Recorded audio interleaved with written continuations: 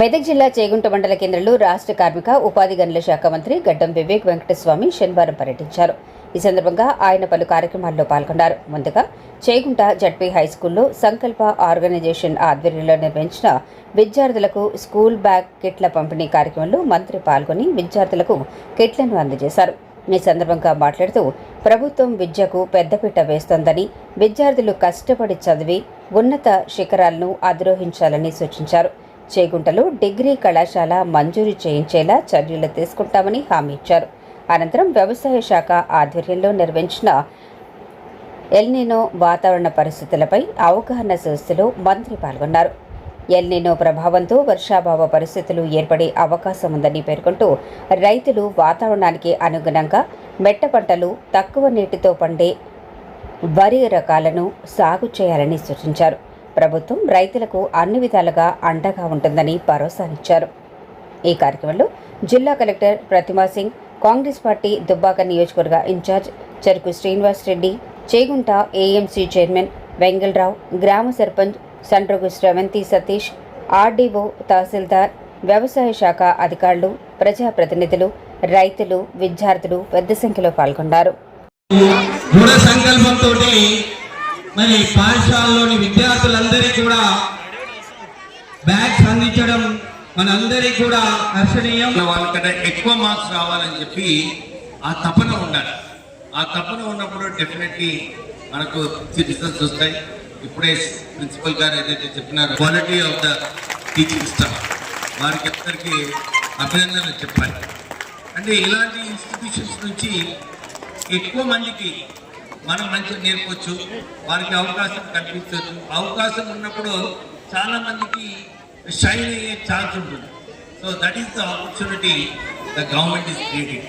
చాలా మంది అనుకుంటున్నారు, లేదు మనం కూడా గవర్నమెంట్ స్కూల్స్లలో మంచి ఇన్ఫ్రాస్ట్రక్చర్ ఫెసిలిటీస్ చేయాలి. రామకృష్ణ గారు చెప్పినట్టు చదువుకోవాలనుకున్నప్పుడు ఎవరికి కూడా మనం హెల్ప్ చేయాలనుకుంటే డెఫినెట్లీ హెల్ప్ ఉంటుంది. మీరందరూ కూడా ఇక్కడ ఇన్ఫ్రాస్ట్రక్చర్ ఫెసిలిటీస్ ఏదైతే అడిగినారో, extra class rooms, boys toilet, girls toilet, ఇవి అవసరం మంచిగా చదువుకోవాలనుకుంటే. సో సిఎస్ఆర్ ఫండింగ్లో చాలా మంది ముందుకు వస్తున్నారు ఇవాళ. లేకపోతే ప్రభుత్వం కూడా మీరు చూసుకుంటే బడ్జెట్లో ఈసారి ఎక్కువ బడ్జెట్ విద్య కోసం పెట్టడం జరిగింది. విద్య ఇంకా వైద్యం, ఈ రెండు సెగ్మెంట్స్లో చాలా మంది పూర్ పీపుల్, పేద ప్రజలందరూ కూడా దీని గురించి ఆలోచిస్తుంటారు, ఎట్లా ఖర్చు పెట్టుకోవాలి. అందరికీ మన పిల్లలు మంచి స్కూళ్ళలో చదువుకోవాలి, మంచి రిజల్ట్స్ రావాలని చెప్పి ఆ ఏకైక గోల్ ఉంటుంది పేరెంట్స్ అందరికీ కూడా. సో మనము ఈ ఫెసిలిటీస్ వీళ్ళకి కల్పించి ఈ అవకాశం కల్పిస్తే రాష్ట్ర ప్రభుత్వం అదే ఆలోచనతో ముందుకు వెళ్తుంది.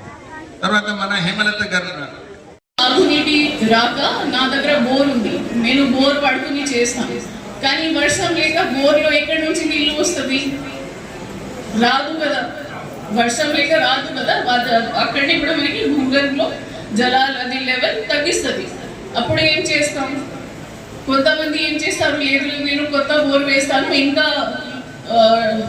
లోతట్టుగా చేసుకొని అప్పుడే చేస్తాం. కానీ రాదు నీళ్ళు, అప్పుడే మీకు ఇబ్బంది అవుతుంది. కాబట్టి ఈరోజు మీతో మాట్లాడుతున్నాము. ఈరోజు మా మెదక్ జిల్లాలో అన్ని మండలాల్లో ఈ కార్యక్రమం పెట్టుకొని రైతులతో మాట్లాడడం జరుగుతున్నది. సో దట్ మీరు ఇప్పుడే చేయాల్సిన పంట గురించి ఆలోచించి కొద్దిగా చూసుకొని మా అగ్రికల్చర్ ఎక్స్టెన్షన్ ఆఫీసర్స్కి గైడెన్స్ తీసుకొని వాళ్ళతో మాట్లాడి ఏమేమి విత్తనాలు మనకు అందుబాటులో ఉన్నాయి, దాంట్లో మనం ఏం వేసుకోవచ్చు, మాకు ఉన్న మట్టి పరంగా మనకి ఏం సూటబుల్ అవుతుంది, అక్కడ ఉన్న క్లైమేటిక్ కండిషన్స్ పరంగా ఏం సూటబుల్ అయితే దీని పరంగా డిసైడ్ చేయాలి, దీని పరంగా ఒకటి ఆలోచించాలి. సో మీ అందరికీ రిక్వెస్ట్, మీరు కూడా దీని గురించి ఆలోచించి మా agriculture extension officers plus mandal agriculture officers ఇంతకుముందు మాట్లాడారు. గ్రౌండ్ వాటర్ ఎంత ఉంది దానికి తగ్గట్టుగా మనం ప్లాన్ చేసుకుంటూ వెళ్తూనే నెక్స్ట్ మనకు వచ్చే కరువుని మనం గట్టిగా ఎదుర్కోగలుగుతాము. చిన్న సన్నకారు రైతులు, మధ్య రైతులు అందరం కలిసి, అంటే అందరూ ఒక్కొక్క గుంట 2 గుంటలు అట్లా కాకుండా మనం ఒక 10 మార్చడం అన్నది చాలా ఇంపార్టెంట్. మనకు ఆల్రెడీ మన మండలంలో మనం అందరం కూడా కొందరు ఆల్రెడీ పంటల్లో వెజిటేబుల్స్ వేస్తున్నారు, ఆకుకూరలు కూడా వేస్తున్నారు. సో ఇంకా అలాగే మనకి ఇప్పుడు వరి ఆపి మిగతా కందులు కానీ ఆకుకూరలు లో జెడ్పీహెచ్ఎస్ పాఠశాలలో సంకల్ప శిక్ష వారి ఆధ్వర్యంలో జరుగుతున్న స్కూల్ బ్యాగుల పంపిణీ కార్యక్రమం ఎంతో మైనది.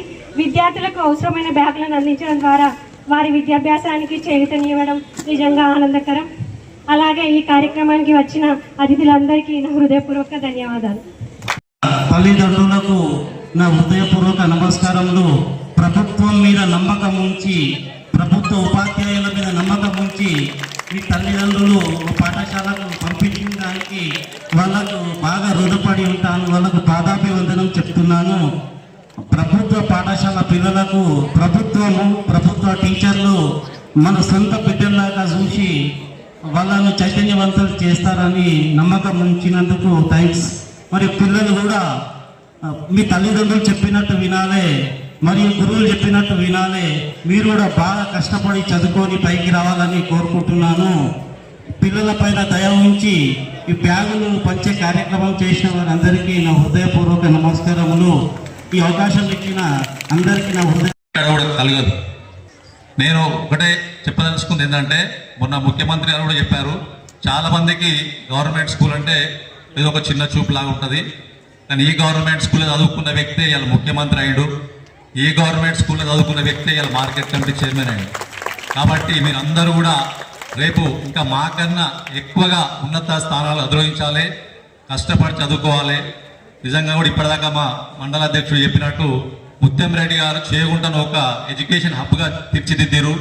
అప్పుడు నేను ప్రతిపక్షంలో ఉండే, టీఆర్ఎస్ పార్టీలో ఉండే సార్. నేను నిజంగా కూడా ముత్యం రెడ్డి గారు చాలా అంటే చాలా సేవలు చేశారు.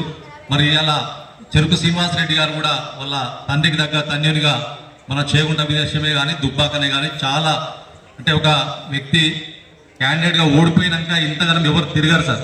ఒక ఎమ్మెల్యే గారు కూడా ఇంత టైం ఇయ్యరు. అంత టైం స్పెండ్ చేస్తూ మరి ప్రజల మధ్యలో ఉంటూ ఇలా అందరికీ ఈ స్కూల్లో ఏమన్నా రిక్వైర్మెంట్స్ ఉంటే హెచ్ఎఫ్ గారు మంత్రి గారి దృష్టికి వేస్తే అవి శాంక్షన్ చేయించే బాధ్యత నేను శ్రీనారాయణ గారు తీసుకుంటాం.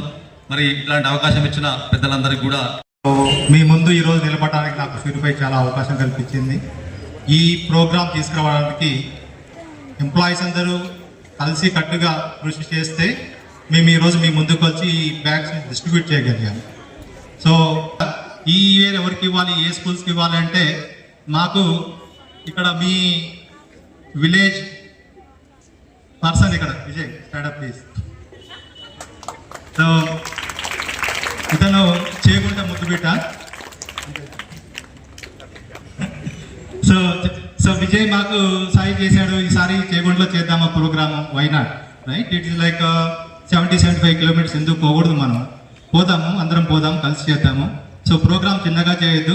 ఈ ప్రోగ్రామ్ చేసేటప్పుడు మనం ఒక ప్రామినెంట్ పర్సన్ ఇక్కడికి తీసుకురావాలి.